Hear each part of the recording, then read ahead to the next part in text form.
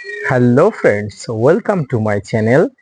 দেশ এবং দেশের বাইরে থেকে যারা আজকে আমার ভিডিওটি কন্টিনিউ করেছেন প্রত্যেককে gardener TRIPS with Kamal YouTube চ্যানেলে স্বাগতম। তো ফ্রেন্ডস, সামনে যে গাছটি দেখতে পাচ্ছেন সেটি একটি আমড়া গাছ। আর নর্মাল আমড়া গাছের মতো একটি নয়, অত্যন্ত ছোট গাছে এবং অত্যন্ত আপনার আয়ত্তের মধ্যে গাছে প্রচুর পরিমাণ ফল দিতে সক্ষম এই উন্নত জাতের আমড়াটি। এটি একটি হাইব্রিড প্রজাতির আমড়া।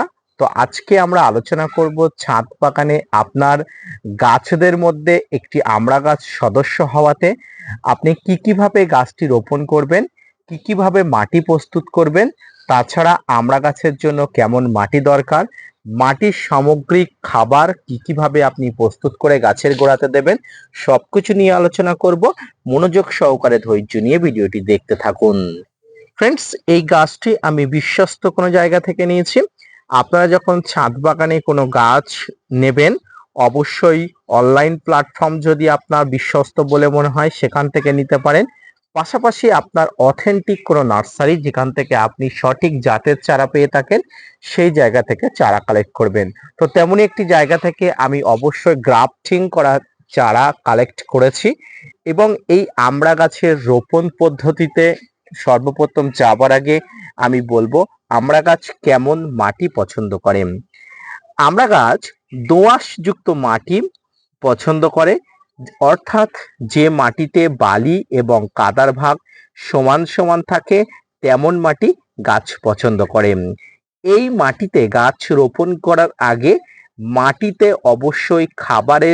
অবশ্যই পরিমাণ রাখতে হবে। পাশাপাশি যথেষ্ট পরিমাণ খাবার, অর্থাৎ যে খাবার খেয়ে গাছ সুস্থ সবলভাবে বেড়ে ওঠে সেই ধরনের সমস্ত খাবারগুলো গাছ বেড়ে ওঠার জন্য গাছের দরকার। আর সেই সমস্ত খাবার দিয়ে কিন্তু গাছের মাটিকে প্রস্তুত করতে হবে। তো ইতিমধ্যে আপনারা আমার কমিউনিটি পোস্টে দেখেছিলেন যে আমার কাছে দুটি উন্নত জাতের গাছ, একটি হচ্ছে আমলকি এবং অপরটি হলো মিষ্টি আমড়া। এই দুটি গাছ চলে এসেছিল। গত একদিন আগে আমি একটি গাছ রোপণ করেছিলাম এবং আজই আমি এই গাছটি রোপণ করেছি। এবারে আমি বলি এই গাছের মাটি আমি কেমন করে প্রস্তুত করেছি। ফ্রেন্ডস, যে মুহূর্তে গাছেরটি রোপণ করেছিলাম সেই মুহূর্তে কিছু ত্রুটিগত প্রবলেম থাকার কারণে আমি সেই মুহূর্তে তো ক্যাপচার করতে পারিনি। তো তারপরে মুহূর্তে এসে আমি আপনাদের উদ্দেশ্যে ভিডিওটি মেক করছি। তো এই যে মাটিটা একটা বড় ক্যারেটে নিয়েছি, আমি পাত্রটাকে একেবারে বড় পাত্রে নিয়েছি যেহেতু আমার গাছটাও বেশ বড়। তো এই যে মাটিটা আমি নিয়েছি এই মাটিতে যথেষ্ট পরিমাণ জৈব মিশ্রিত সার কিন্তু রেখেছি। এই জৈব মিশ্রিত সারের মধ্যে যে খাবারটি আছে সর্বপ্রথম সেটি হচ্ছে ভার্মি কম্পোস্ট, একটি পাতা পচা সার, এখানে হাড় গুঁড়ো, শিংকুচি। 15 দিন আগে এই সমস্ত উপাদানগুলি দিয়ে ছাদ বাগানে যেভাবে মিশ্র খাবার তৈরি করতে হয় ঠিক তেমন ভাবেই কিন্তু আমি মিশ্র খাবার তৈরি করেছিলাম। এই মিশ্র খাবার তৈরি করে রেখে দিয়েছিলাম। সেই তৈরি করা খাবার আমি মাটি দেওয়ার সময়, টবের মাটি প্রস্তুত করার সময় এই খাবারটি কিন্তু মাটিতে আমি মিশিয়ে নিয়েছি। আপনারা যদি একটু ভালো করে দেখতে পারেন অবশ্যই দেখাচ্ছি। আপনারা দেখতে পাচ্ছেন এখনো কিন্তু এই মিশ্র খাবারের একটা অংশ কিন্তু মাটিতে দেখা যাচ্ছে। তো এই খাবারগুলো কিন্তু যথেষ্ট পরিমাণে মাটিতে দিয়ে অবশ্যই আমি গাছটাকে মাটিটাকে উপযুক্ত করে তুলে গাছটাকে রোপণ করে দিয়েছি। এবার আসি এই গাছে আমি আগামী কতদিন পরে খাবার দিতে পারবো। দেখুন, যেহেতু জুলাই মাসের আজকে 18 তারিখের কাছাকাছি, তো এই 18 তারিখে এসে আপনি গাছ রোপণ করেছেন বা আমি করেছি। এই জুলাই মাসে আপনি গাছ রোপণ করার পরে আগস্ট, সেপ্টেম্বর, অক্টোবর, অর্থাৎ আপনাকে অক্টোবর মাসের আগে আর খাবার দিতে আপনি পারবেন না। একটি ছাদ বাগানের গাছে আপনি 3 থেকে 4 মাস অন্তর খাবার দিতে পারেন সর্বোচ্চ।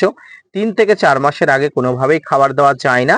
তো যেহেতু আমি জুলাই মাসে খাবার দিয়েছি, আগামী অক্টোবর মাসে আমি আবার খাবার দিতে পারবো।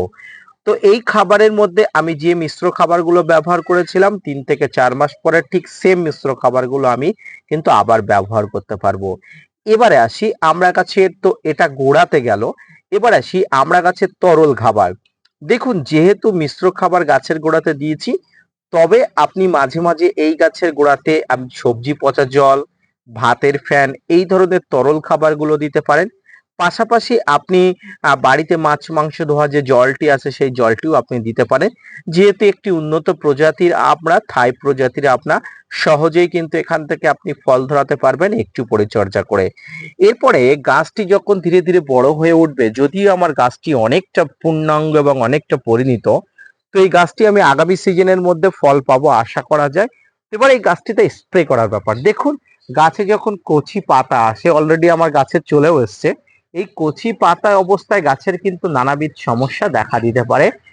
বিভিন্ন ধরনের পাতা হামলাকারী পোকা, পাতা খাওয়া পোকা, লেদা পোকা, জাপ পোকা, মিলিবাগ আক্রমণ করতে পারে।